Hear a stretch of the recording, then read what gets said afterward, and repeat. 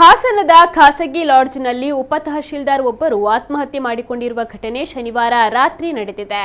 ಮೈಸೂರು ಜಿಲ್ಲೆಯ ಸಾಲಿಗ್ರಾಮದಲ್ಲಿ ಉಪ ತಹಶೀಲ್ದಾರ್ ಆಗಿ ಕಾರ್ಯವನ್ನು ನಿರ್ವಹಿಸ್ತಾ ಇದ್ದ 52 ವರ್ಷದ ತಿಮ್ಮಯ್ಯ ನೇಣಿಗೆ ಶರಣಾದ ಸರ್ಕಾರಿ ಅಧಿಕಾರಿ.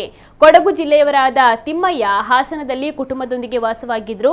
3 ವರ್ಷಗಳ ಹಿಂದೆ ಅಲ್ಲೇ ಕಾರ್ಯವನ್ನ ನಿರ್ವಹಿಸಿದ್ದು ಪ್ರಸ್ತುತ ಮೈಸೂರು ಜಿಲ್ಲೆಯ ಸಾಲಿಗ್ರಾಮದಲ್ಲಿ ಉಪ ತಹಶೀಲ್ದಾರ್ ಆಗಿ ಕೆಲಸವನ್ನ ಮಾಡ್ತಾ ಇದ್ರು. ಆತ್ಮಹತ್ಯೆಗೂ ಮುನ್ನ 4 ಪುಟಗಳ ಡೆತ್ ನೋಟ್ ಅನ್ನು ಬರೆದಿಟ್ಟಿರೋದು ಬೆಳಕಿಗೆ ಬಂದಿದೆ. ಡೆತ್ ನೋಟ್ ನಲ್ಲಿರುವ ಮಾಹಿತಿಯ ಆಧಾರದ ಮೇಲೆ ಪೊಲೀಸರು ತನಿಖೆಯನ್ನು ಮುಂದುವರಿಸಿದ್ದಾರೆ.